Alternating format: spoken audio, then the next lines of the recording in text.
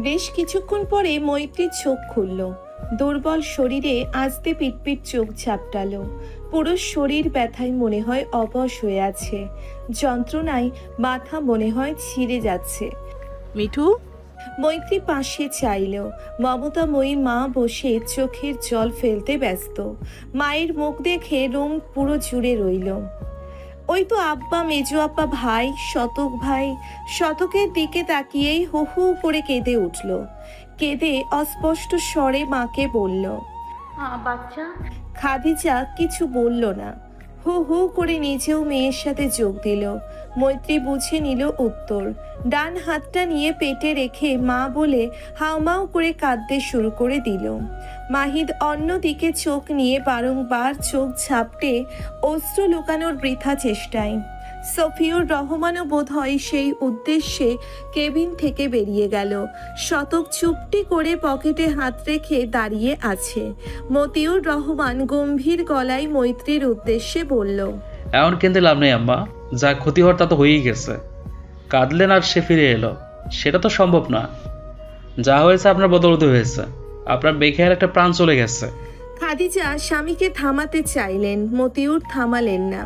খাদিজার জানা উচিত, একটা বাচ্চা শুধু মায়েরই সাধারণ নয়, এর সাথে বাচ্চার বাবা, পরিবার ওতপ্রোতভাবে জড়িয়ে আছে। বাচ্চারা এই ঘিরে সবারই আবেগ তৈরি হয়। কেউ নিশ্চয়ই বাচ্চার খারাপ চাইতো না। তোমার মেয়েকে সাবধানে থাকতে বলতো, লাফালাফি করতে বারণ করতো, বাড়ি কাজ করতে মানা করতো বলে সে যে দেখি সেটাই বেশি বেশি করতো। আম্মা করতেন না? না ঠিক মতো খাওয়া দাওয়া, না নিজের যত্ন। কেউ কিছু বললেই রাগ দেখিয়ে চলে যেতেন, চিল্লাচিল্লি করতেন। সবাই বাচ্চার সাথে আপনার ভালোর জন্যই বকতো, অথচ আপনি জেদ দেখাইতেন। মতিউর থামলেন না। মৈত্রীর হাউমাউ কান্না থেমে গেছে আগেই। সে এখন শান্ত। উপরে বন্ধ ফ্যানের দিকে চেয়ে আছে নীরবে। চোখের কোণা দিয়ে অশ্রু গড়িয়ে পড়ছে অবিরাম। আব্বার একটা কথাও মিথ্যে নয়। সব তার জন্য হয়েছে, তার কেয়ারলেসের জন্য। তার জন্যই বাচ্চাটার আর পৃথিবীর আলো দেখা হলো না। সবাই কত খুশি ছিল, কত আগ্রহী ছিল বাচ্চার জন্য। শতক ভাই তো কত শত পাগলামি করেছে। মাঝরাতে উঠে তার পেটে মাথা রেখে বিড়বিড় করে কত শত গল্প করেছে। সে সবার আশা ভেঙে গুড়িয়ে দিয়েছে। আচ্ছা, বাচ্চাটার সাথে সে চলে গেল না কেন? খাদিজা কাঁদছে, সাথে নীরব। শতকের চোখও অশ্রুতে ভরা। মতিউর রহমানের চোখও খানিক চিকচিক করছে, তবে তিনি বেশ শক্ত ও কঠিন হয়ে দাঁড়িয়ে। দরজায় নখ হওয়ার শব্দে শতক পাশ ফিরে বৃদ্ধাঙ্গুল দ্বারা চোখের জল পুছে নিল। ডক্টর মরিয়ম একজন গাইনি ডাক্তার। 3 মাস চলাকালীন শতক এনার কাছেই মৈত্রীকে চেক আপ করার জন্যে এনেছিল। ডক্টর মরিয়ম ভিতরে প্রবেশ করে রোগীর দিকে চেয়ে বলল, মৈত্রী রহমান, কি অবস্থা? মৈত্রী জবাব দিল না। তার চেহারা শূন্যে স্থির। খাদিজা চোখ মুছে বলল, মাত্রই চোখ খুলছে, আপনি দেখুন। বলেই খাদিজা সরে গেল। ডক্টর মরিয়ম মৈত্রীর বেডের পাশে টুলে বসে ক্যানেলা দেখে স্যালাইনের গতি একটু কমিয়ে দিল। রক্ত 2 ব্যাগ দেওয়া হয়েছে, এখন স্যালাইন চলছে। তিনি মৈত্রীকে ডাকলেন, মৈত্রী ফিরল না। আবার ডাক দিল, মৈত্রী। না, কাজ হলো না। মতিউর রহমান গম্ভীর আওয়াজে হুকুম দিল, আমার ডাকছে, শুনতে পাচ্ছ না? উত্তর দিন। এবার কাজ হলো। মৈত্রী ডাক্তারের দিকে ফিরে। চোখের অশ্রু ঝরা বন্ধ হয়নি। ডক্টর বলল, কেমন ফিল করছো? মৈত্রী কি বলবে? যে আমার ভিতরটা চলে যাচ্ছে, শ্বাস নিতে কষ্ট হচ্ছে, গলা দিয়ে কথা বেরুচ্ছে না, মনে হচ্ছে মরে যাচ্ছি। মৈত্রী মাথা নাড়ল কোনো মতে। ডক্টর তার মাথায় হাত বুলিয়ে দিতে দিতে বলল, কান্নাকাটি করো না। কান্না করলেই তো আর সব ঠিক হয়ে যাবে না। তোমার সাবধানে চলাফেরা করা উচিত ছিল। যা হওয়ার হয়ে গেছে। আল্লাহ বাচ্চা দিয়েছিল, তিনিই নিয়ে গেছে। আবার হবে ইনশাল্লাহ। শরীরে কোনো প্রবলেম হচ্ছে? মৈত্রী মাথা নাড়ল যান্ত্রিক ভঙ্গিতে। ডক্টর মরিয়ম উঠল, ঔষধপত্র সব বুঝিয়ে দিল। স্যালাইন শেষ হলে কিভাবে খুলবে সেটাও বলে দিল। তারপর শতকের সামনে দাঁড়িয়ে বলল, মিস্টার শতক, মৈত্রীর খেয়াল রাখবেন, ওকে মানসিক সাপোর্ট করবেন। আমি না বললেও আপনি করবেন জানি। আর কিভাবে সান্ত্বনা দেব বলুন তো? প্রথম বাচ্চা, সবারই একটা আলাদা ইমোশন থাকে, ভেঙে পড়বেন না। আর আপনারা হয়তো জানেন, আসলে হাসপাতালে রাতে রোগীদের সাথে এত লোক এলাও না। আপনারা দুজন থাকতে পারবেন। আসছি, ভালো থাকবেন। বলেই চলে গেলেন তিনি। শতক দুই হাতে নাক মুখ মুছে নিল। মতিউর রহমান বলল। খাদিজা, তুমি আর মেজো আব্বা থাকো। মাহিদ চট করে বলল। আব্বা, আমি থাকি। না, ওরা থাকুক, আমরা চলে যাই, রাত অনেক হইল। আর শফিক কই? বলতে বলতেই সফিউর, সুলতানা আর আকিব এলো। সুলতানার হাতে ব্যাগ, যাতে সে শীতের কাপড় এনেছে কয়েকটা, আর কিছু খাবার এনেছে। আর আকিব কম্বলের এনেছে দুইটা একটি ব্যাগে। সুলতানা মৈত্রীর পাশে বসে তার মাথায় হাত বুলিয়ে বলল। কেঁদো না, যা হওয়ার হয়ে গেছে, নিজেকে শক্ত করো। বেশি খারাপ লাগছে? মৈত্রী হু হু করে কেঁদে দিল আবার। আকিব বলল। মৈত্রী, নিজেকে সামলাও, কান্নাকাটি করলে শরীর আরো খারাপ করবে। সুলতানা মৈত্রীর মাথায় হাত বুলিয়ে চোখের পানি মুছে দিয়ে সান্ত্বনা দিল বেশ সময় ধরে। শীতের রাত দীর্ঘ সময়। রাত বেড়ে যাওয়ায় সবাই চলে গেল। রয়ে গেল শতক, খাদিজা বেগম। মৈত্রী চুপচাপ শুয়ে আছে। শতকের সাথে একটু কথা বলার জন্য ছটফট করছে। অনেকবার শতকের দিকে তাকিয়েওছে, এই আশায় যে শতক তাকাবে তার দিকে, তার চোখের কথা বুঝতে পারবে। কিন্তু যতবার চেয়েছিল শতক একবার তাকায়নি। অনেকটা রেগে আছে কি? অভিমানের পাল্লা বেশিই ভারী। কিভাবে ভাঙবে সব? সবাই চলে যাওয়ার কিছুক্ষণ পর খাদিজা বেগম কম্বল দুটো বের করে একটা মৈত্রীকে দিলেন। বেশ শীত এতক্ষণ, শুধু একটা পাতলা হাসপাতালের চাদরেই ছিল। শীতে হাত পা ঠান্ডা হয়ে এসেছে তার। শতক চেয়ারটাতে বসে আছে মাথা নিচু করে, মৈত্রী তার দিকেই তাকিয়ে। খাদিজা লক্ষ্য করলো সেটা, তাই ওয়াশরুমে চলে গেল দুজনে একটু কথা বলে নিক। খাদিজা চলে গেলে মৈত্রী কাঁপা কাঁপা গলায় ডাক দেয় শতককে। শতক ভাই। শতক বোধহয় শুনলো না। মৈত্রী আবারও কয়েকটা ডাক দেয়। শতক মাথা তুলে না। মৈত্রী কেঁদে ওঠে শব্দ করে। মাস্টার মশাই। না, এবারও শতক শুনলো না। কথা বলবেন আমার সাথে? খুব রেগে আছো তাই না? ও শতক ভাই। তবুও শতক কথা বলল না। তবে শতকের কপাল ছুঁয়ে ছুঁয়ে গড়িয়ে পড়ছে অশ্রু। মৈত্রী চুপ করে গেল। খাদিজা বের হয়ে এলো। এসে দুজনকে চুপ দেখলো। তিনি শতককে বললেন। আব্বা, তোর মা খাবার পাঠাইছে, একটু খেয়ে নে। সেই কখন খেয়েছিস? রাতটাও অনেক বড়, হাত মুখ ধুয়ে নে। শতক ওয়াশরুমে গিয়ে হাত মুখ ধুয়ে এলো। খাদিজা হটপট খুলতে নিলেই শতক বলল। আবার গলা দিয়ে নামবে না বড় মা, তুমি খেয়ে নাও, আর ওর পাশেই শুয়ে পড়ো। আমি বাইরে আছি, কোনো দরকার হলে ডেকে নিও। বলেই শতকের আশা না করে বাইরে চলে গেল। মৈত্রী তার যাওয়ার দিকে হতাশা মিশ্রিত চাহনি দিল। চোখ দিয়ে আর জলও পড়ছে না। গলাটাই মনে হচ্ছে কিছু আটকে আছে। হাঁসফাঁস করতে লাগলো। খাদিজা বেগম বলল। মিঠু, খারাপ লাগতেছে? কোথায় দুঃখ পাইছস? মৈত্রী মায়ের দিকে তাকায়। খাদিজা বেগম বেডে বসে। কেবিনে শুধু একটা বেড, টেবিল আর একটা চেয়ার। খাদিজা মেয়ের গালে হাত বুলিয়ে দিল, গালে চুমু খেলো। মৈত্রী হাসলো। মায়েরা কখনো ভালোবাসা দিতে ভুলে যায় না। ভুল করলে শাসন করে আবার আদর করে পুষিয়ে দিতে ভোলে না। মৈত্রী ব্যথায় শরীরে একটু আরাম পেয়ে চোখ বুজে নিল। মা পাশে বসে থাকাই একটু ভালো লাগছে। খাদিজা বেশ সময় পর চোখ লেগে আসে খানিকটা। তিনি পাশে তাকায়। একটা কম্বল আছে সেথায়। শতককে দিতে হবে। এই ঠান্ডা শীতের দীর্ঘ রাত কাটাবে কিভাবে? তিনি উঠে কম্বলটা হাতে নিয়ে বের হয়ে গেল। মৈত্রী চোখটা খোলে। পেট মাথা ব্যথায় তার ঘুম আসছে না। মায়ের যাওয়ার দিকে তাকিয়ে রইল। খাদিজা কেবিন থেকে বের হয়ে দেখলো শতক কেবিনের পাশের একটা চেয়ারে বসে সামনে হেলান দিয়ে মাথা নিচু করে দুই হাতে মুখ ঢেকে আছে। খাদিজা কম্বলটার ভাঁজ খুলে শতকের গায়ে দিল মোটা করে। শতক হাত সরিয়ে সোজা হয়ে খাদিজার দিকে তাকালো।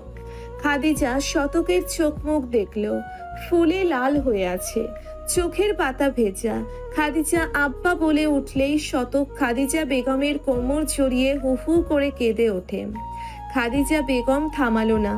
কাঁদুক, কেঁদে বুকটা একটু হালকা হোক। ছেলেটা বাচ্চার জন্য সবচেয়ে বেশি আগ্রহী ছিল, সব দিক দিয়েই খেয়াল রাখতো, তাকে বলতো, বড়ম্মা বাচ্চাটাকে আসতে দাও, তোমার মেয়েকে কিচ্ছু করতে হবে না বাচ্চার, আমি সব করব, স্কুলে যেতেও সাথে নিয়ে যাব, চিন্তা নেই। অথচ সব স্বপ্ন ভেঙে চোরমার হয়ে গেছে। বড়ম্মা আমাকে কেউ আর আব্বা বলে ডাকবে না, আব্বা বলে কোলে ওঠার জন্য কেউ আসবে না। তোমার মেয়েকে কত বলেছি একটু সাবধানে চলতে, দৌড়ঝাঁপ না করতে, কিন্তু শুনলে তো। আমার খুব কষ্ট হচ্ছে বড়ম্মা, খুব কষ্ট হচ্ছে। তোমার মেয়েকে দেখলে আরো কষ্ট হয়। এক বেলার মধ্যে সব শেষ হয়ে গেল, ছোট্ট প্রাণটা আমাদের ছেড়ে চলে গেল বড়ম্মা। আর বলতে পারল না শতক। কান্নার বেগে শরীর কেঁপে কেঁপে উঠছে। পুরুষ মানুষ সহজেই কাঁদে না, কষ্ট সর্বদা বুকে পিষ্ট করতে জানে। শতক এতক্ষণ তেমন করেই লুকিয়ে রাখলেও আর নিজেকে ধরে রাখতে পারে না। খাদিজা বেগমকে জড়িয়ে হু হু করে কাঁদতে থাকে। কাঁদতে কাঁদতেই কম্পমান গলায় বলছে কথাগুলো। খাদিজা বেগম শতকের পিঠে মাথায় হাত বুলিয়ে দিতে দিতে বললেন, আব্বা ভাঙ্গে পড়ো না, আল্লাহ সব ঠিক করে দিব। তোমারে আব্বা বলার জন্য কাউরে পাঠাইবো ভবিষ্যতে ইনশাল্লাহ। আজ সূর্য মামার দেখা নেই সকাল থেকেই। কেমন একটা গুমট পরিবেশ বিদ্যমান। সারাটা দিন কুয়াশায় ঘেরা, সাথে অল্প অল্প ঠান্ডা বাতাস, সে যেন শরীরের হাড় পর্যন্ত কাঁপিয়ে দিবে। শৈত্যপ্রবাহ বইছে বোধহয়। আশেপাশের সবুজ সকল গাছগাছালি, সবুজ মাঠ সবই শিশিরে ভেজা। পাখির কিচির মিচির শব্দ শোনা যাচ্ছে না। মৈত্রীকে বিকেলে বাড়িতে আনা হয়েছে। এখন সন্ধ্যা পার হয়ে গেছে। মৈত্রী ঘরে শুয়ে আছে। সবাই তার সাথে ভালোভাবেই কথা বলছে। শবনম আপা একটু বকলেও মাথায় হাত বুলিয়ে সান্ত্বনা দিতে ভোলেনি। হোমা, জ্যোতি, হাবিবুর রহমান সকালেই বাড়ি ফিরেছেন। মৈত্রীর অবস্থা দেখে তারা বাকহারা। আয়েশা তো কেঁদেই ফেলল। সবাই মৈত্রীর সাথে দেখা করলেও সহস্র আসেনি এখনো। মৈত্রী বিছানায় শুয়ে আছে। গতকাল ব্যথা ছিল বেশ, আজ যেন তা দ্বিগুণ হারে বেড়ে উঠছে। বিছানা থেকে অনেক কষ্টে উঠে মৈত্রী খাটের হেলান দিয়ে বসলো। ঘরে এখন কেউ নেই। দরজা টোকানোর আওয়াজ আসে। মৈত্রী পাশ থেকে ওড়না টেনে নেয়। সহস্র গুটি গুটি পায়ে ভিতরে এসে মৈত্রীর পায়ের কাছে বসে। মৈত্রী তাকে দেখে। ফর্সা মুখ লাল হয়ে গেছে। কেঁদেছে কি? হাজার ভাই, মুখ অমন করে রেখেছো কেন? একদম হুতুম পেঁচা লাগছে। অন্য সময় হলে সহস্র এই কথাকে টেনে যুদ্ধ লাগিয়ে দিত, তবে আজ চুপ করে। তারপরে মৈত্রীর দিকে একটু এগিয়ে কপালের ব্যান্ডেজে হালকা ছুঁয়ে পড়ল। মিঠু, আমি কিভাবে সরি বলবো? সব আমার জন্যই হয়েছে। না, আমি তোকে ঝগড়ার জন্য উস্কাতাম না, এসব হতো। আমি হাজার ভাই, তোমার জন্য কিছু হয়নি, দোষটা আমার। মেজম্মা নিষেধ করা সত্ত্বেও আমি তোমার সাথে লাগতে যাচ্ছিলাম। তোমার কোনো দোষ নেই ভাই, সব আমার দোষ। সহস্র মৈত্রীর দিকে চাইল, কি বলবে ভেবে পাচ্ছে না। এরই মধ্যে শতক এলো, হাতে খাবার মৈত্রীর জন্যে এনেছে। ডাক্তার নরম জাতীয় খাবার খেতে বলেছে, ঝাল খেতে বারণও করেছে, তাই নরম ওটস এনেছে। সহস্রকে দেখে বলল, তুই আছিস? ভালোই হয়েছে, খাইয়ে দে ওকে চামচ দিয়ে। ভাই, তুমি খাইয়ে দাও। তুই দে, আমার কাজ আছে। বলেই বেরিয়ে গেল। মৈত্রী ঢের বুঝলো তার কি কাজ। সহস্র চামচে খাবার তুলে ফু দিয়ে মৈত্রীর মুখে দিল। মৈত্রী বিনা বাক্য ব্যয় সবটুকু খাবার খেলো। রাত 9:30। মৈত্রী শুয়ে আছে কম্বল গায়ে। এমনিতেই শীতকাল, শীত তো ধরবেই, কিন্তু মৈত্রীর মনে হয় একটু বেশিই শীত করছে। দুটো ডাবল কম্বলেও মনে হয় শীত যাচ্ছে না। শীতের চোটে দাঁত কটমট করছে। শতক ভাইটাও আসছে না কেন? শতক এলো 10টার কিছু সময় পর। মৈত্রী তখন কম্বল মুড়ি দিয়ে শুয়ে আছে। শতক মাথাটা বের করলো। মৈত্রী গুঁইয়ে একেবারে ধীমে মামা করছে। শতক তার কপালে হাত রাখলো। জ্বর এসেছে যে। শতক আলমারির নিচ থেকে আরো একটা কম্বল বের করে মৈত্রীর গায়ে দিল। ওয়াশরুম থেকে একটা মগের ভিতরে পানি এনে রুমাল ভিজিয়ে মৈত্রীর কপালের এক সাইডে দিল। মৈত্রী নিভু নিভু চোখে একবার চেয়ে পুনরায় চোখ বন্ধ করে নিল। শতক কিছুক্ষণ বসে থাকলো। সহস্রের খাবার খাওয়ার পর শতক নিজে মৈত্রীকে ঔষধ খাইয়েছে। সেখানে জ্বরের ঔষধ ছিল তো, ও জ্বর এলো কেন? শতকের চোখ বারবার বুজে আসছিল। গত রাত নিদ্রাহীন ছিল, তার উপর সারা দিনের ক্লান্তিতে চোখ বুজে আসে। শতক মৈত্রীর পাশে শুয়ে পড়ে। মৈত্রীর বিছানায় শুয়ে আছে। হঠাৎ কিছু অনুভব করে, তার অস্বস্তি হচ্ছে। সে কাকে ডাকবে ভেবে পেল না। সে কষ্ট করে উঠে ফ্লোরে পা রাখলো। বিছানায় ভর দিয়ে দাঁড়ানোর চেষ্টা করতে লাগে। তখনই মাহির দরজায় নক করে। মৈত্রী ধীর আওয়াজে বলে, কে? মিঠু, আমি ভিতরে আসি? না, এসো না। মাকে একটু ডেকে দেবে? দিচ্ছি। মৈত্রী বসে রইল। দুপুরের সময়, আজও সূর্য মামা ওঠেনি। কেমন মরা মরা দিন। মৈত্রীর এরকম দিন ভালো লাগে না। সূর্যের আলোয় চারপাশ ঝলমল করে ওঠে, এমন দিন তার বেশ লাগে। খাদিজা বেগম ঘরে এলো। কি হয়েছে? মৈত্রী বিছানার দিকে ইশারা করে। খাদিজা সেদিকে যায়। শতক দরজা খুলে ভেতরে ঢোকে। খাদিজা বেগমকে বিছানায় তাকিয়ে থাকতে দেখে সেও তাকায়। মৈত্রী ইতস্তত করে। খাদিজা বলল, আমি ধুয়ে দিচ্ছি। মা, আমি গোসল করব। শতক বলল, বড় মা, ডাক্তার গোসল করতে মানা করেছে, কপাল ভেজানো যাবে না, তুমি গা মুছে দাও। খাদিজা মাথা নাড়ে। মৈত্রী শতকের দিকে চায়। শতক তার দিকেই তাকিয়ে। মৈত্রী চোখ ফেরায় না। শতক এগিয়ে এসে মৈত্রীকে ধরে ওয়াশরুমে নিয়ে যায়, পাঁজা কোল করে। এসে বেডশিট তুলে নেয়। বিকেলে মৈত্রী বসে আছে ঘরে। শতক এলেই মৈত্রী বলে, কথা বলবে না আমার সাথে? ভুল হয়ে গেছে, সরি। তো বাচ্চা আমিও হারিয়েছি, তুমি একা না, আমারও কষ্ট হয়। শতক ভাই। শতক কিছু বলল না। মৈত্রী ফুপিয়ে উঠল। খাদিজা বেগম আসলেন একটু পরেই। শতক তাকে দেখে বলল, বড় মা কিছু মনে করবে না, একটা অনুরোধ করি। খাদিজা ঢোক গিলল। বল। শতক দীর্ঘশ্বাস নিয়ে বলল, তোমার মেয়ে কটা দিন তোমাদের ওখানে থাক, কাছেই তো, সব সময় কাঁদে, ওখানে ভালো থাকবে। মৈত্রী চমকে উঠল। শতকের দিকে তাকিয়ে দেখলো শতকের মুখ কঠিন। খাদিজা কি বলবেন? আচ্ছা আব্বা। শতক মাথা নাড়ল। মৈত্রীর সকল ঔষধপত্র প্রেসক্রিপশন দিল খাদিজা বেগমের হাতে। তারপর মৈত্রীকে পাঁচা কোলে তুলে নিল। মৈত্রী তার গলা জড়িয়ে ধরল। শতক ভাই, আমি কোথাও যাব না, প্লিজ। শতক তার দিকে তাকায় না, হেঁটে রুম থেকে বেরোয়। খাদিজা তার পিছু পিছু।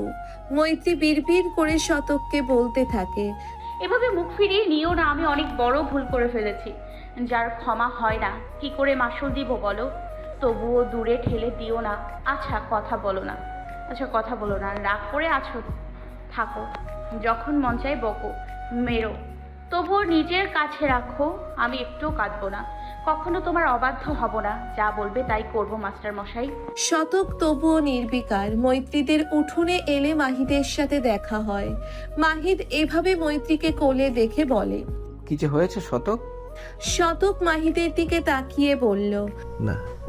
বলেই ভিতরে ঢুকে মৈত্রীর রুমে গিয়ে তাকে বিছানায় বসায়। মৈত্রী শতকের গলা ছাড়ে না। শতক হাত দিয়ে ছাড়িয়ে নিয়ে যেতে নিলে মৈত্রী হাত ধরে বলে, এত বড় শাস্তি দিও না শতক ভাই। শতক আসতেই তার হাত ছাড়িয়ে নিয়ে চলে গেল। মৈত্রী ঠাঁই বসে। কিছুক্ষণ পর হাত দিয়ে চোখ মুছে নিয়ে বালিশে হেলান দিয়ে বসলো। একটু পর খাদিজা এলো। ঔষধপত্র টেবিলে রেখে মৈত্রীর পাশে বসে বলল, কি হয়েছে তোদের মধ্যে? কি হবে? কিছু হয়নি, ঝগড়া হয়েছে? মৈত্রী মায়ের দিকে চেয়ে মুচকি হেসে বলল, কিছু হয়নি। খাদিজা মেয়ের মুখে হাসি দেখে একটু অবাক হলেন। কিছু না হলে এভাবে রেখে গেল কেন? যে ছেলে তোকে ছাড়া কিছুই বুঝে না। নিস্তব্ধ শীতের দীর্ঘ রজনী, কুয়াশা দিয়ে ঢাকা আকাশ, জোছনা দেখা ভার। শিশির পড়ছে ধরণীতে। রজনীর ছিচি পোকার ডাক ভেসে আসছে। মগডালে হয়তো হুতুম প্যাঁচা বসেছে, তার ডাকও শোনা যায়। কেমন থমথমে নিস্তব্ধতা, যেন কোনো ভুতুরে শহর। সবাই গভীর ঘুমে, অথচ রাত্রি কেবল 11:30। যদিও গ্রামের মানুষ এর চেয়ে জলদি ঘুমিয়ে যায়, তার উপর শীতকাল। সন্ধ্যা পড়তেই মনে হয় লেপ ডাকছে উষ্ণতা দেওয়ার জন্য। জলদি মুড়িয়ে নিই। শূন্যে চড়া কেমন খাখা করছে, কোনো আওয়াজ নেই, না কোনো মানুষের উপস্থিতি। সবাই যে গভীর ঘুমে অতল, তবে ঘুম নেই শতকের চোখে। বিছানায় শুয়ে এপাশ ওপাশ করছে। অনেক চেষ্টা করেছে শুয়ে ঘুমিয়ে পড়ার, তবুও ঘুম ধরাই দিচ্ছে না। বুকটা কেমন শূন্য শূন্য লাগছে। বিয়ের পর থেকে এই প্রথম মৈত্রী আর সে আলাদা ঘরে ঘুমিয়ে আছে। গত পরশু হাসপাতালেও আলাদা ছিল, তবে সেটা ভিন্ন পরিস্থিতি। মৈত্রীকে ছাড়া ঘুম আসবে না বুঝতে সময় লাগলো না শতকের, কিন্তু যাবে না তার কাছে। আচ্ছা, মৈত্রীর কি তাকে ছাড়া ঘুম এসেছে? আসেনি হয়তো। শতক উঠে বসলো। ঘুম আসছে না, অথচ হাবিজাবি চিন্তা মাথায় ঘুরপাক খাচ্ছে। তাই সে বিছানা ছাড়লো। কাঠের আলমারির উপর থেকে একটা বাক্স বের করলো।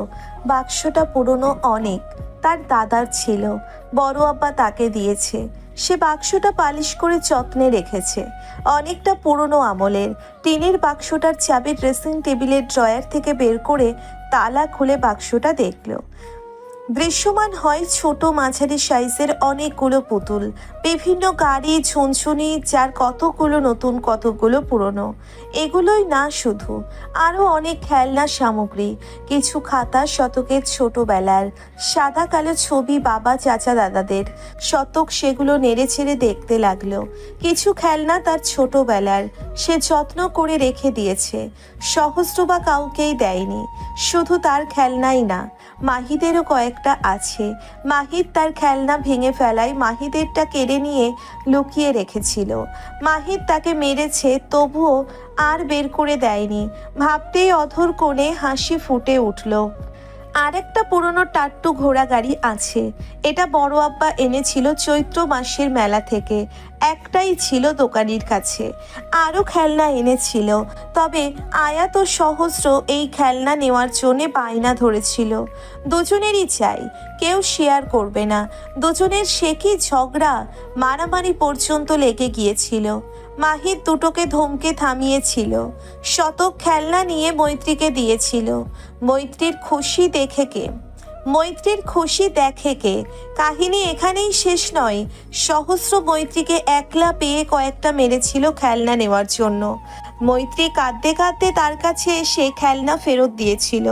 কিছু বলেনি সহস্রের মারের ব্যাপারে, না কোনো অভিযোগ দিয়েছিল। শুধু বলেছিল, আমার চাই না এই পচা খেলনা, হাজার ভাইকেই দাও। শতক অনেক জেরা করেছিল, মৈত্রীর মুখ দিয়ে কথা বের করতে পারেনি। তবে খেলনা সহস্রকে দিলে সে খুশিতে গদগদ হয়ে সব বলে দেয়।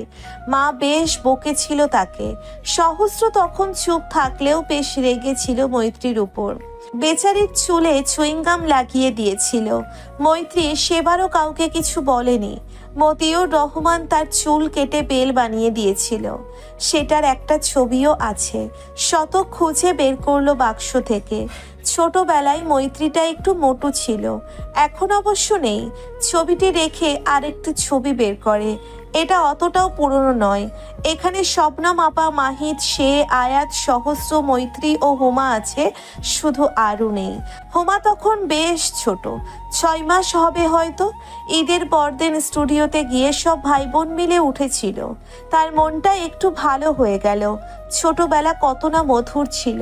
শতক বাক্স হাতিয়ে সব দেখল। নতুন খেলনাগুলি শতক এনেছিল বাচ্চার জন্য।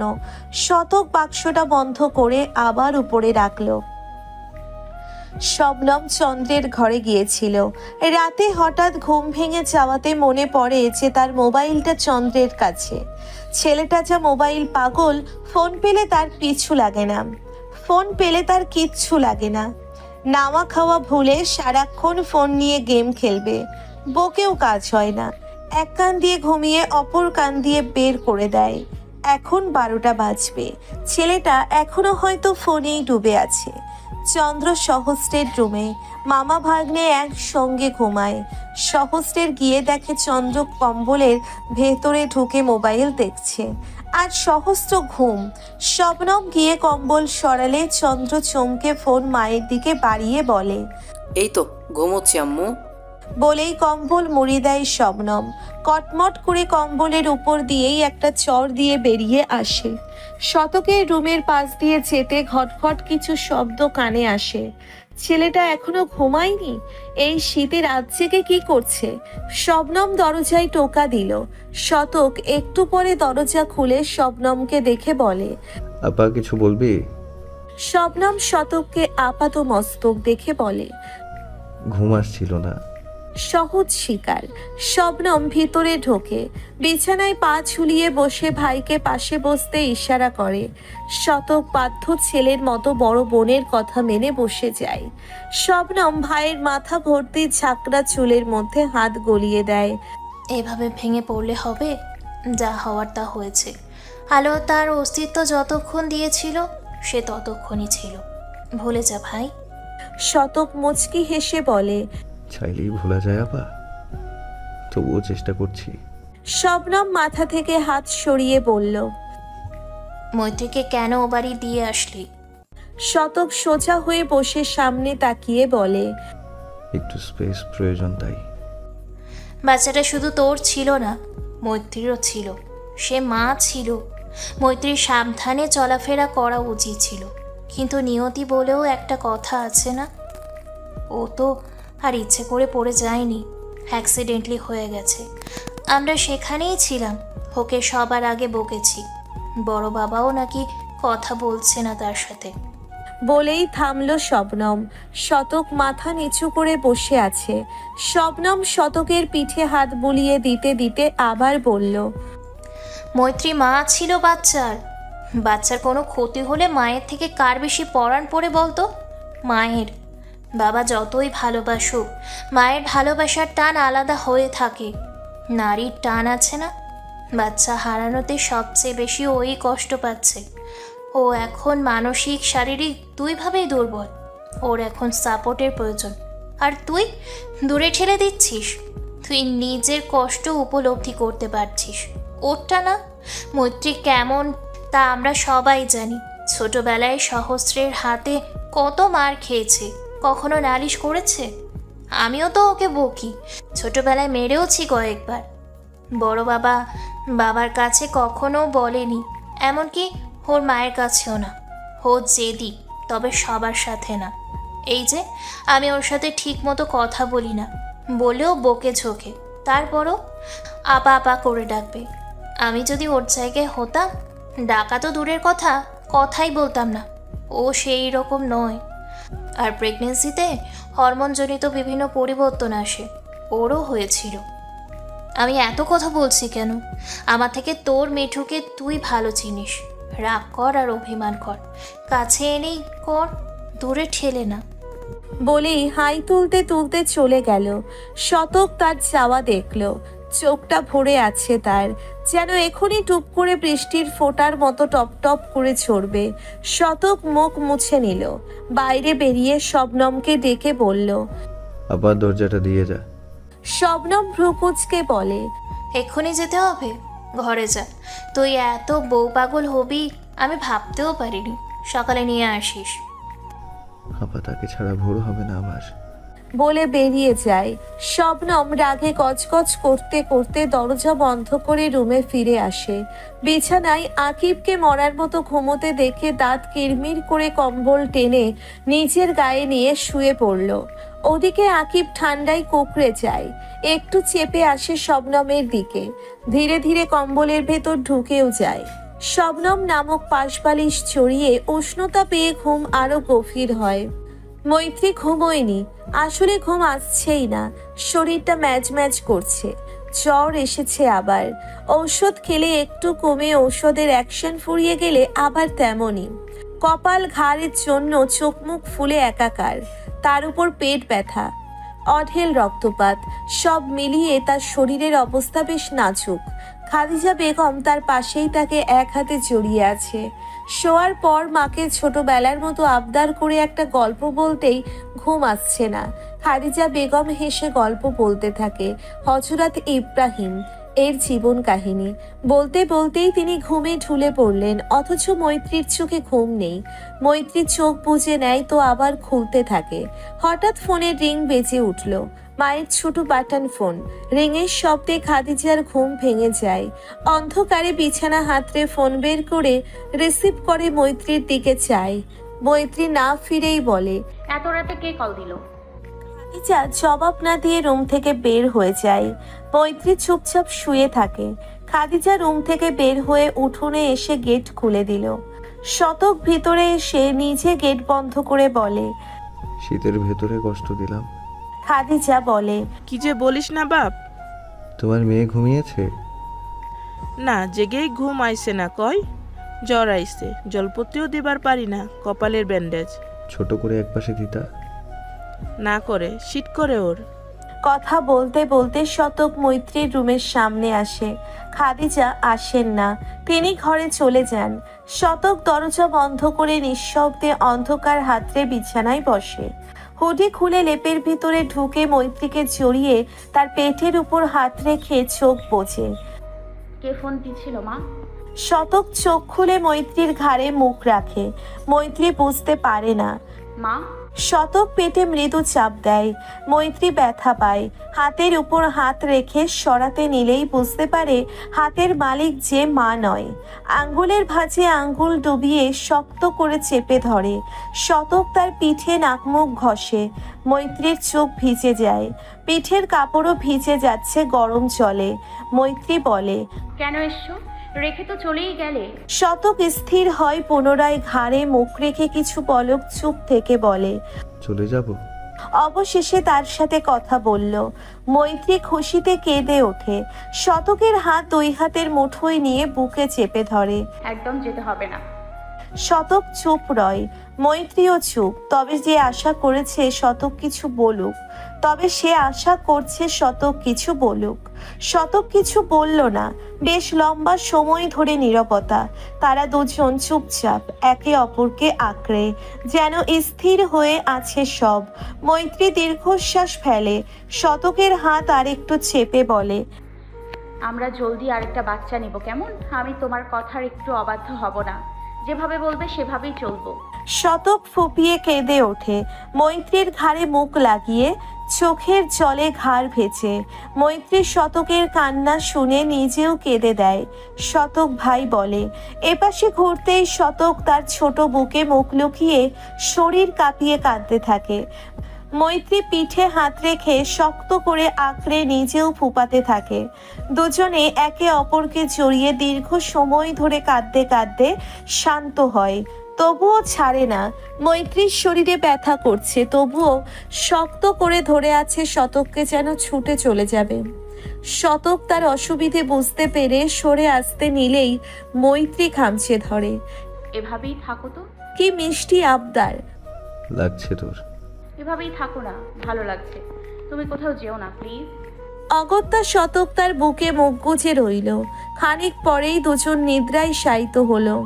বর্তমানে যানজট বাংলাদেশে নিত্যদিনের ঘটনা, যেন বাঙালির দুধ ভাত। শহরে যানজট নাগরিক জীবনের নতুন সমস্যা। এই যানজটের কারণে স্কুল, কলেজ, অফিসে সময় মাফিক পৌঁছানো যায় না। চাকরি প্রার্থী, পরীক্ষার্থী, ট্রেন যাত্রী নিদারুণ সমস্যার মুখোমুখি হয়। দমকল ও অ্যাম্বুলেন্স যানজটে আটকা পড়ে জরুরি সেবা দিতে ব্যর্থ হয়। সুদূর প্রসারী পরিকল্পনা নিয়ে অগ্রসর না হলে ভবিষ্যতে যানজটের কবল থেকে মুক্তি পাওয়া কষ্টকর হয়ে দাঁড়াবে। নীরব বাসে বসে আছে, দৃষ্টি বাসের জানালার বাইরে স্থির। বাসটা জ্যামে আটকা পড়ে আছে। নীরব খুবই বিরক্ত বোধ করছে। বাইরের গাড়ির ডাস্টবিন, ট্রেনের দুর্গন্ধে পেট উল্টে আসা উপক্রম। ডাস্টবিন শুধু নামেই মাত্র, আবর্জনা ভিতরে ফেলে না কেউ। গাড়িতে যাওয়ার পথে আবর্জনার টোপলা ছুঁড়ে দেয় সেখানে বসেই। আবর্জনা ডাস্টবিনে পড়ে নাকি রাস্তায় সেটা দেখার প্রয়োজন মনে করে না। ডাস্টবিনের অর্ধেক ময়লা রাস্তায় গড়াগড়ি খাচ্ছে, সেগুলো পচে দুর্গন্ধ ছড়াচ্ছে।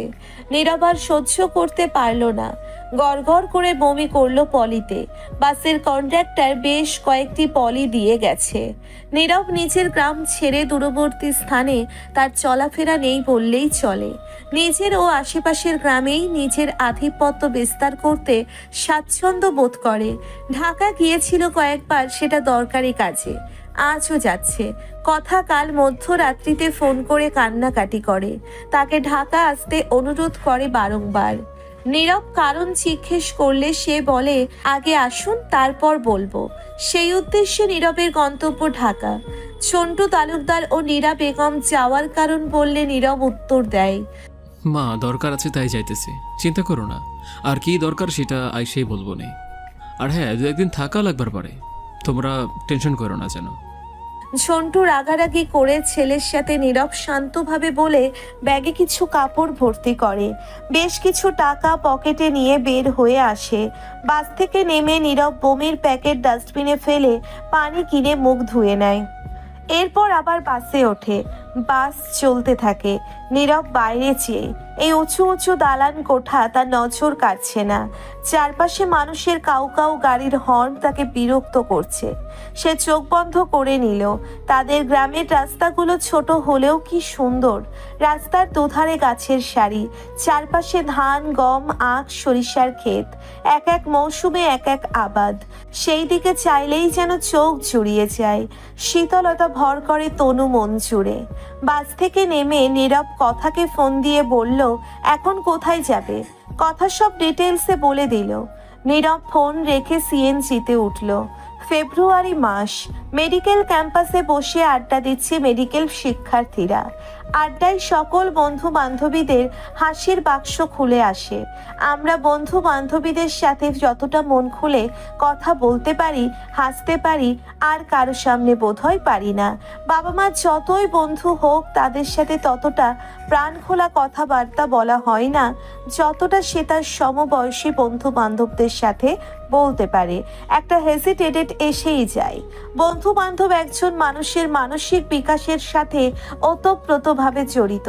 তবে বন্ধু হতে হবে বন্ধুর মতো, ওই ভাল্লুকের গল্পের মতো বন্ধু নয়। আবার শুধু সুসময়ে পাশে থাকবে তেমনও নয়। বন্ধু তো সেই যে সুসময়ে না থাকলেও দুঃখে ঢাল হয়ে থাকবে। আপনার চোখে না হাসলেও আপনি কাঁদলে আপনাকে হাসাবে। যাদের সাথে কথা বললে আপনি ক্ষণিকের জন্যে হলেও জীবনের দুঃখ, হতাশা, দুর্দশা ভুলতে সক্ষম হবেন। কথা চুপচাপ বসে আছে ঘাসের উপর। তাকে ঘিরে বসে বন্ধুগণ আকাশ, বিথি, সামিয়া, ফরহাদ, রেজা, দিব্য, দীপা। বেশ বড়ই তাদের বন্ধুমহল। আকাশ নামের ছেলেটা নওরিনকে জিজ্ঞেস করে, এই নড়াচড়া কথু এমন দেবদাসের ফিমেল ভার্সনের ঢং ধরেছে কেন? তোরা দুজনে তো একেবারে জানির শিকার, তুই জানবি না সেটা হয় বল? নওরিন নোটস থেকে মুখ তুলে আকাশের দিকে চাইল। আমার একটা সুন্দর নাম আছে নওরিন, ওটা বলা যায় না নড়াচড়া? এটা কেমন ডাক হলো? আকাশ বাদামের খোসা মুঠোয় ভরে তার দিকে ছুঁড়ে মারল। নওরিন রেগে বলল, বলবোই না তোদের বজ্জাতের দল। বিথি নওরিনের কাছে এসে বলে, ওর কথা বাদ দে, তুই বল, ওর ওই বয়ফ্রেন্ড নিয়ে কোনো প্রবলেম হয়েছে? নওরিন সাই জানিয়ে বলে, তোরা তো জানিস নীরবের কথা, ওই সেই অচেনা ক্রাশ।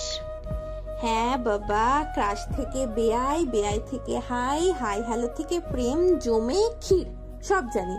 মেন পয়েন্টে আয় না মেরি মা। দিব্য হেসে বলে, নরেন বিত্রের বাপের সাথে তোর এত কিছু হয়ে গেছে আমরা জানি না, একেবারে মেয়ে বানিয়ে দিলি। বিথি উঠে গিয়ে ব্যাগ দিয়ে দিব্যকে কয়েক ঘা দিয়ে ঝাড়ি দিয়ে আসে। নওরিন ড্যাব ড্যাব করে চেয়ে বলে, আঙ্কেল হয় বাবার মতো সে। সামিয়া বিরক্ত হয়ে বলে, তুই বলবি ওদের কথা বাদ দে তো। নওরিন শুরু করে, বেশ কয়েক মাস আগে কথার জন্য একটা প্রস্তাব আসে আঙ্কেলের কাছে।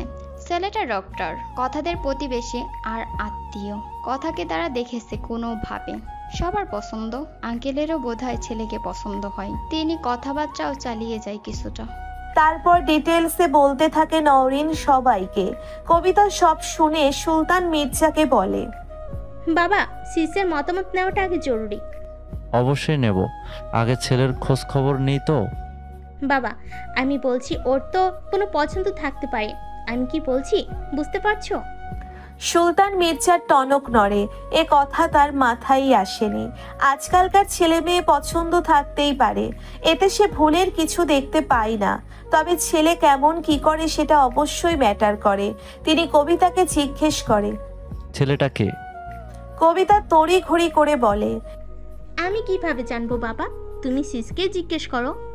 আমি জানি তুমি জানো, সময় নষ্ট না করে বলে দাও ইন ডিটেলস। কবিতা ফেঁসে গেছে। কি দরকার ছিল আগ বাড়িয়ে কথা বলার? এখন বাবা সব জেনে তবেই ক্ষান্ত হবে। সে কিভাবে বলবে? সিসকে না জানিয়ে বলা কি ঠিক হবে? যদি কোনো প্রবলেম হয়? এক বুক সাহস নিয়ে কবিতা বলল, শতপ্রর কাজিন আছে না মাহিত ভাই। সুলতান মির্জার ভ্রু কুঁচকে যায়। ওর তো বিয়ে হয়ে গেছে। কবিতা বলে, মাহিত ভাই না, তার বড় শালক আছে নীরব তালুকদার নাম। সিস ওই লোকটাকে পছন্দ করে, ভালোবাসে হয়তো। সুলতান মির্জা শটান হয়ে বসে। কি বলছে কি এই মেয়ে? শিওর? কবিতা আমতা আমতা করে বলে, কি জানি সিস সেটাই তো বলো, তবে সম্পূর্ণ সিসের তরফ থেকে ওয়ান সাইডেড। ওই লোকটা সিসকে ফিরিয়ে দিয়েছিল। সুলতান মির্জা কিছুটা শান্ত হলেন। তোমার বোনের পছন্দ একেবারে জঘন্য। মুঝসে বেহতার और कौन जानता है? বিড়বিড় করে বলে কবিতা। এর পরের দিন সুলতান মির্জা কথাকে জরুরি ভিত্তিতে বাড়িতে ডাকে। কথার সাথে সরাসরি কথা বললে কথা কবিতার দিকে কটমট করে তাকায়। বাবা আমি সরাসরি বলছি, রাগটাক রাখবো না। আমি তাকে ভালোবাসি আর তাকেই চাই। সেটা সম্ভব নয়। কোনো বাবা একটা গুন্ডা অশিক্ষিত ছেলের সাথে নিশ্চয়ই মেয়ে বিয়ে দেবে না, আমিও দেব না, ভুলে যাও। আর একটা ভালো প্রস্তাব এসেছে, ছেলের ডাক্তার, শীঘ্রই বিয়ের প্রস্তুতি নাও। কথার মা এসব শুনে কথাকে বকে বেশ, হুমকি দেয় আবার তার সাথে যোগাযোগ করলে নীরবকে দেখে নেবে।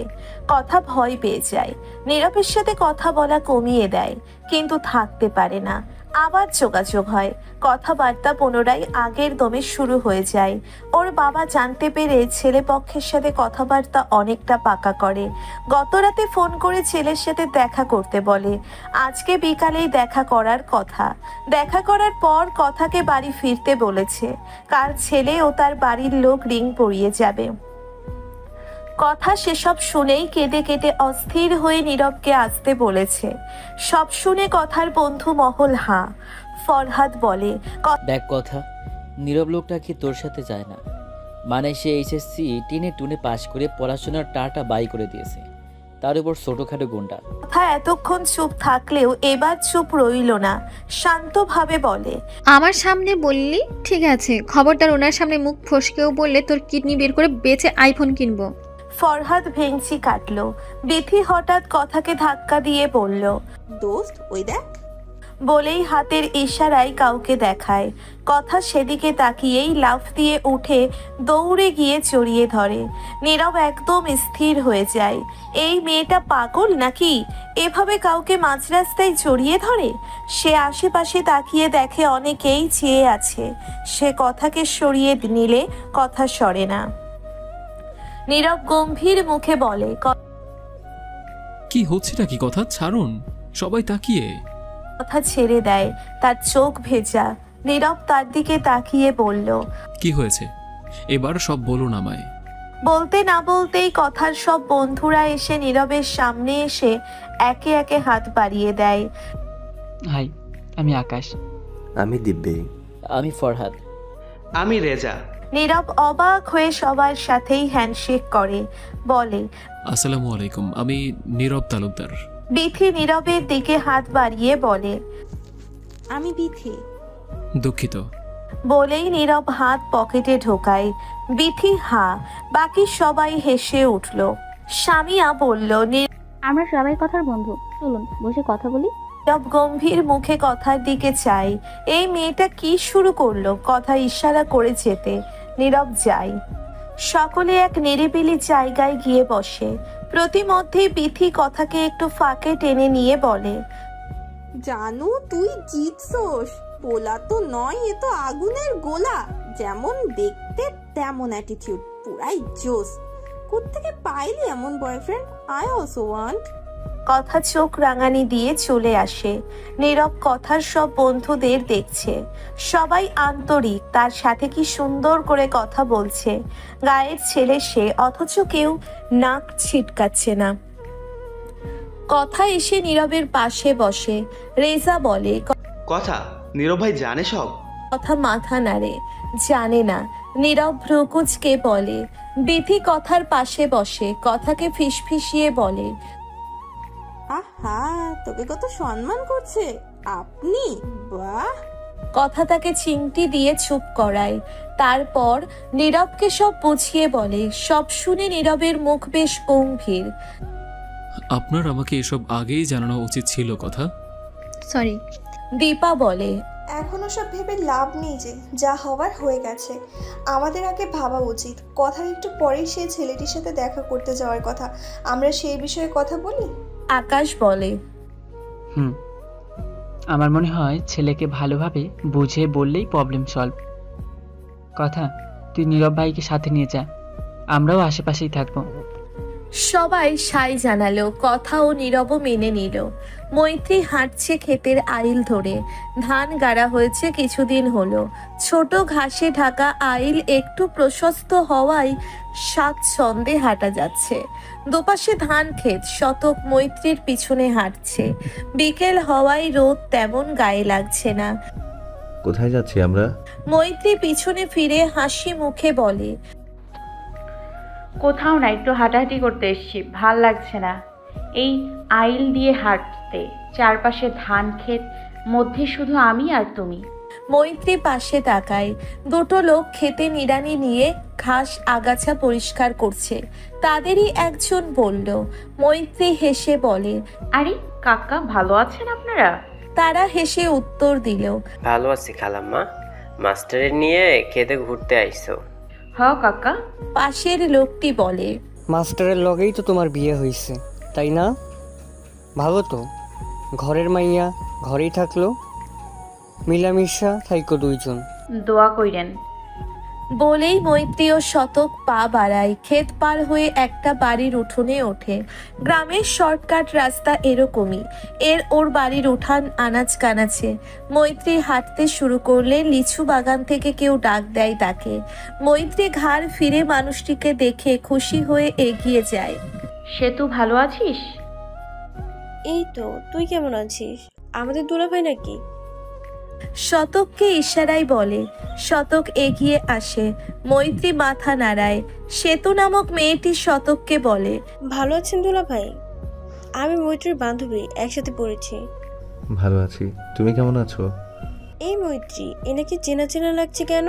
মৈত্রী হেসে বলে, আরে শতক ভাই, চিনতে পারলি না? সেতু হা করে চাইল। মৈত্রী হেসে উঠল। সেতুকে ভালোভাবে দেখতে নজরে আসে সেতুর সন্তান সম্ভবা। পেটটা বেশ উঁচু। ডেলিভারির সময় ঘনিয়ে আসছে বোধহয়। মৈত্রীর মুখটা মলিন হয়ে এলো। 9 মাস রে? সেতু হেসে বলে, 9.5 মাস। বাপের বাড়ি এসছি ডেলিভারি হইতে। মৈত্রী শুকনো হাসলো।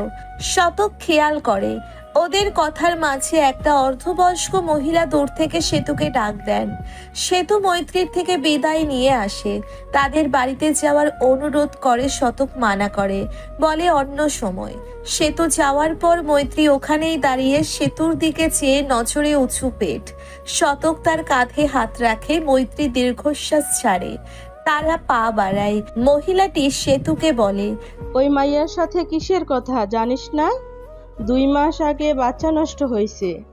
যদি নজর লাগে, ওর ছায়া লাগলে কি যদি বাচ্চার কোনো ক্ষতি হয়? শতক মৈত্রীর পা থেমে যায় কথা শুনে। মৈত্রীর চোখ ছলছল করে ওঠে। আবার পা বাড়ায়। শতক পিছনে ঘুরে মহিলার দিকে এগিয়ে যায়। কি বললেন? মহিলাটি আমতা আমতা করে। কই, কি বলছি? শতক কঠিন মুখে তাকায় মহিলার দিকে। কি জঘন্য চিন্তাধারা আপনার। মহিলাটি এবার চলে উঠল। মুখ সামলিয়ে কথা কও। সেটা আপনার উচিত ছিল। আপনার সাহস কিভাবে হয় এসব কথা বলার? আমার স্ত্রীর নজর লাগবে? আরে একটা মাই বোঝে বাচ্চা হারানোর বেদনা। সে কিভাবে অন্য কোনো মায়ের খারাপ কামনা করতে পারে? আমাদের বাচ্চাটা মারা যায়, এটা একটা অ্যাক্সিডেন্ট। সেটা যে কারো হতে পারে। আল্লাহ বাচ্চা দিয়েছিল, তিনি নিয়ে গেছেন। ওর ছায়া লাগলেই বাচ্চার ক্ষতি হবে? আপনাদের স্বামীও তো মারা গেছে। আপনার ছায়া যদি লাগে ওর, সেতু ওনার থেকে দূরে থেকো। শতক কড়া কণ্ঠে বলে উঠল। মৈত্রী তার পাশে দাঁড়িয়ে তার হাত ধরে টানছে, তার চোখের বাড়িধারা বহমান। ভাই আপনি ফুপুর কথা কিছু মনে করেন না, তার পক্ষ থেকে আমি মাফ চাইছি। শতক কিছু বলবে, মহিলাটি গর্জে উঠে বলে, এই তুই চুপ থাক। আর তোমার সাহস তো কম না। আমার ছায়া লাগলে ওর ক্ষতি হইব না। আমি নেক দিলের মানুষ। সে তো আপনার কথাবার্তায় বোঝা যায়। শুনুন, নিজের জং ধরা মস্তিষ্ক একটু ঘষামাজা করুন। একজনের বাচ্চা মারা গেলে তাই বলে তার ছায়া লাগলে অন্যের বাচ্চার ক্ষতি হবে, এসব ধারণা আপনাদের মাথায় আসে কোথা থেকে? আপনি নেক দিলের মানুষ তো বলুন, কোন হাদিসে লেখা আছে? আজগুবি কথা বলবেন না। এসব আপনাদের ভ্রান্ত ধারণা, কুসংস্কার। জান দেয়া নেয়ার মালিক খোদা। খোদা চাইলে কারো মধ্যে জান দিতেও পারে, আবার নিতেও পারে। আপনার আমার হাত নেই এখানে। যা বলবেন সাবধানে। একবার মুখ থেকে বের হওয়া জবান শত চেষ্টায়ও ফিরিয়ে নেওয়া যায় না। কারো মনে আঘাত দিয়ে কথা বলতে নেই। আমার কথায় কষ্ট পেয়ে থাকলে দুঃখিত। বলেই হন হন করে চলে যায় মৈত্রীর হাত শক্ত করে ধরে। তপ্ত বিকেলে কথা ও নীরব বসে আছে একটি কফি শপে। সাথে কথার সাথে দেখা করতে আসা সেই লোকটি কথার দিকে চেয়ে আছে আর মাঝে মাঝে মুচকি হাসি উপহার দিচ্ছে। নীরবের ইচ্ছে করছে এক থাপ্পড়ে চেহারার নকশা বদলে দিতে, ভদ্রতার খাতিরে পারছে না। কথা নিজেও বিরক্ত। এই লোক 10 মিনিট ধরে এসেছে, হাই হ্যালো পর্বের পরে কিছু অর্ডার করে তার দিকে ঘুরঘুর করছে, একটা কথাও বলছে না। আবার মিটিমিটি হাসছে। কথা আর সহ্য করতে পারে না, শান্তভাবে বলে, আপনার সাথে কিছু কথা আছে ডক্টর সাজ্জাদ। আপনি সাজু বলেই ডাকতে পারেন। আমার আপনজন সবাই এই নামে ডাকেন। লোকটি বলে উঠল। নীরব একটা হাত চেয়ারের হাতলে রেখে অপর হাত টেবিলে রাখে। ফর্সা হাতে কালো লোম উঁকি দিচ্ছে। হাতে কোনো ঘড়ি নেই, হাতের রগ ফুলে আছে।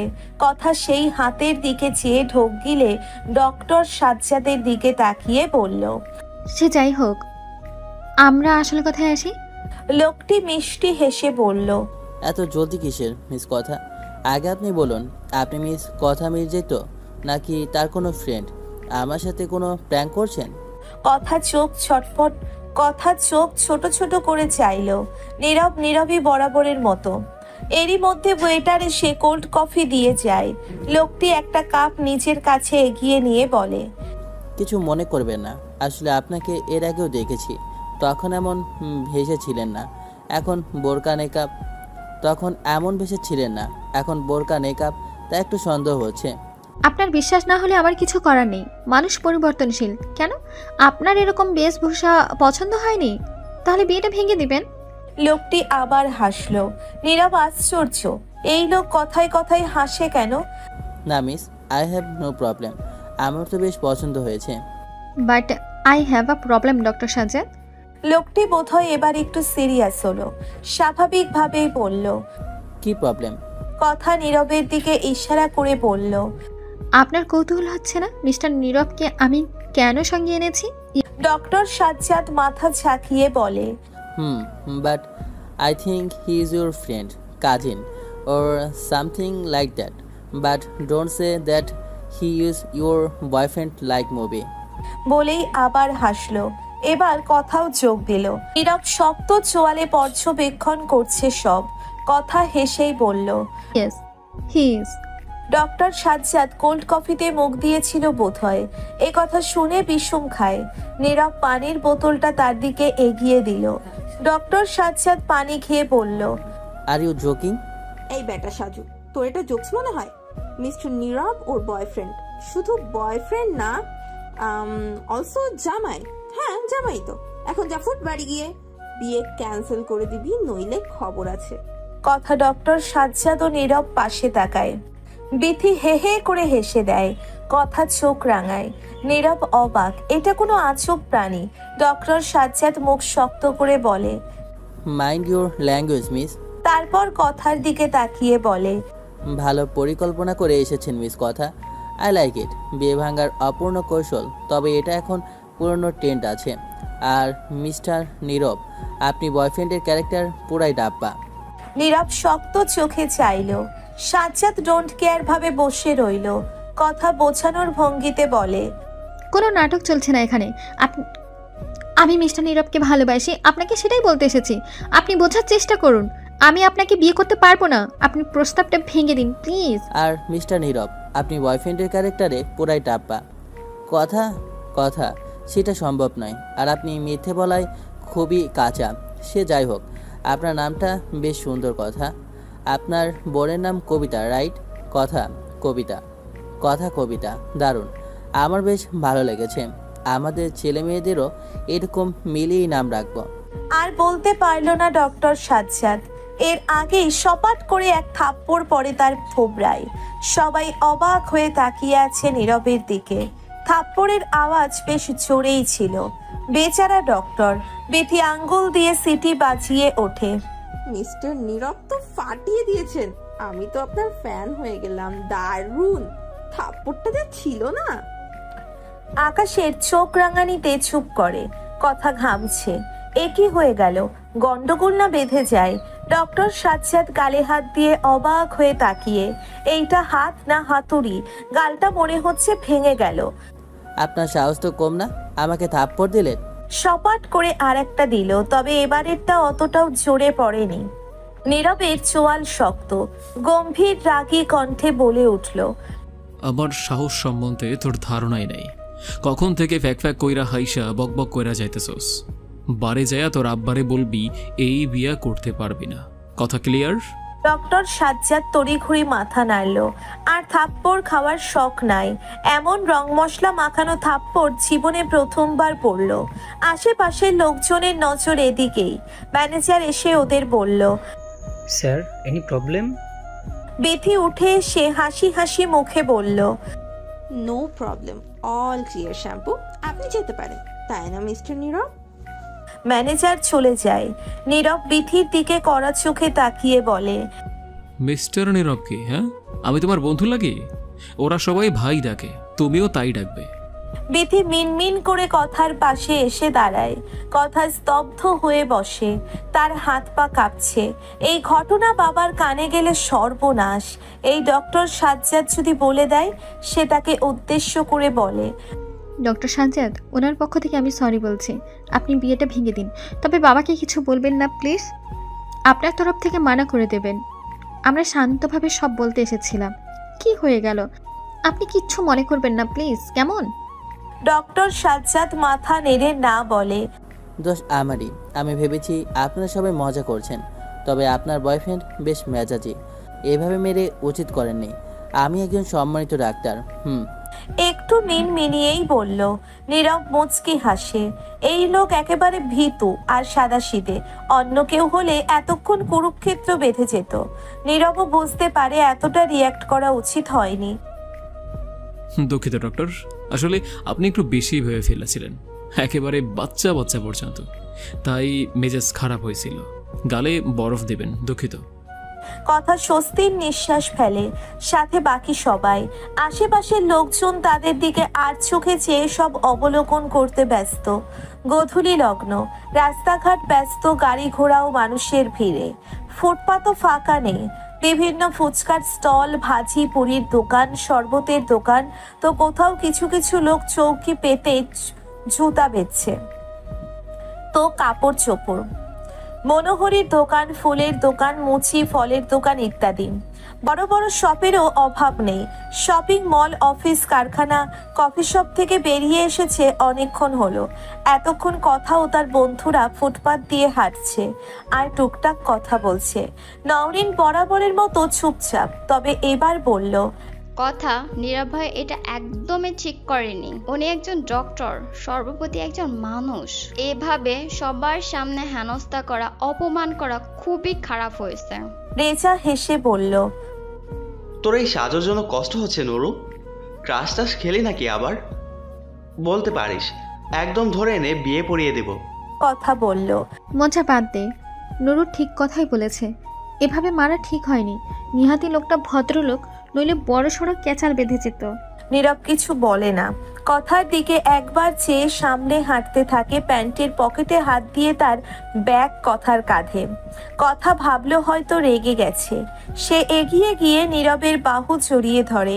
নীরব দাঁড়িয়ে যায়, আশেপাশে তাকিয়ে কথাকে গম্ভীর স্বরে বলে, একদম চিপকাবেন না, এসব পছন্দ না আমার, দূরে দাঁড়ান।